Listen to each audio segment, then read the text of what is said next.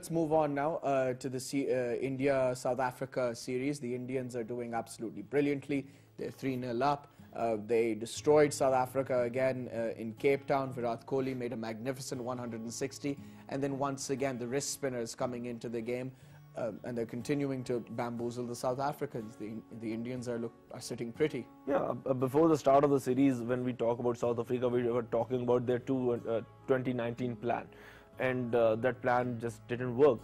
AB de Villiers unfit, Quinton de Kock got unfit, then Faf du Plessis unfit, and they have to come up with a captain who's playing his second ODI, Aiden Markram. And then the spinners, of course, the Indian spinners, both leg spinners, I would say, a Chinaman and a leg spinner. For me, South Africa is always a struggling team against the wrist spinners. They just can't seem to pick their googlies, which is surprising because in this day and age, with the amount of analysis around technology, I mean, they can see what Chahal and Yadav are all about. I think for me, the B side of the South Africa, those who have just plugged into the team, they were not ready. They were not ready to face the international cricket.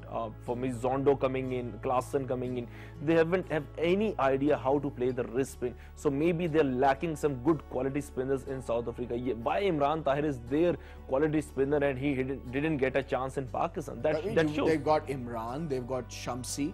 They've got the left-arm spinner in Maharaj. So, I mean, the South Africans have some spinners of their own. For me, I think these are the three best spinners South Africa have got. The rest, most probably, they're lacking some quality spin. When we talk about Pakistan, you mentioned PSL. Every team has got two quality left-arm spinners and a leg spinner, maybe.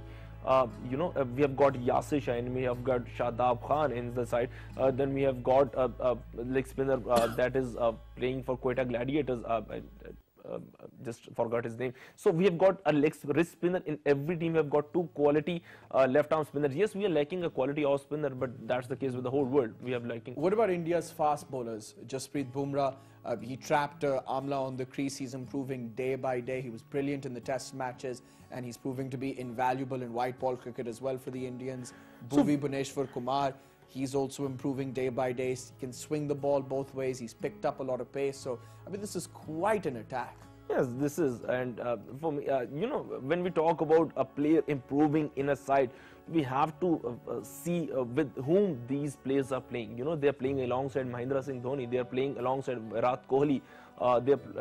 These fast bowlers are playing alongside one of the best batting attack. Whenever they have a chance to bowl them in the nets and got beaten in the nets, they might still find a way to answer some critiques and answer some of their own batsmen with something exceptional. And these something exceptional is in the international. Let's get to India's batsman Shikhar Dhawan. He's one of the most consistent openers in one-day cricket. He's right up there, I think, with David Warner. Not only is he attacking, not only does he get his runs quickly, but he's very consistent is Shikhar Dhawan. But once again, Virat Kohli stole the headlines with a magnificent 160, his 34th 100 in ODI cricket.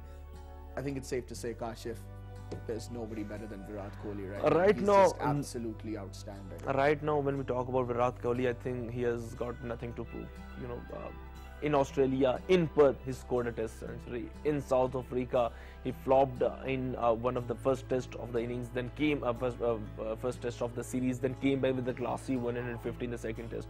And when we talks about one-day cricket with the white ball, he's just class. 56. Average of 56 near the... Kashif, explain something to me very quickly, then we move on to the Trans-Tasman series. You were a batsman, right? First-class cricket. Now, Kohli has a very strong bottom hand. Now, you tell me something. I mean, how does he, with such a strong bottom hand, one would imagine that you wouldn't be so fluent with a cover drive, right? You'd be a stronger onside player and maybe stronger straight down the ground.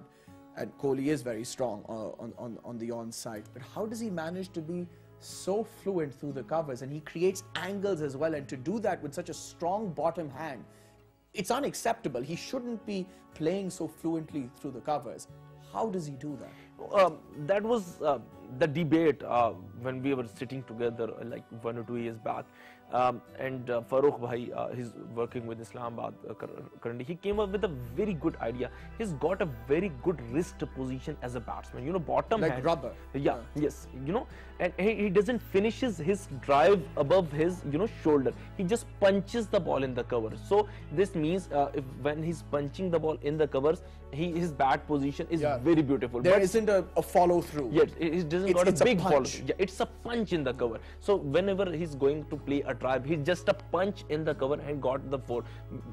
For me, if I was a batsman and has a strong bottom hand grip and I want to go with the flow, then ultimately my bat, shuffles in my hand, or it changes the direction if I'll go with the flow and I play a full-blooded off drive, because it eventually the position of the bat, the face of the bat eventually turns towards the on side. So that's for Virat Kohli. He just punches. He's obviously practiced for hours and hours and hours as Virat Kohli, and he's mastered it.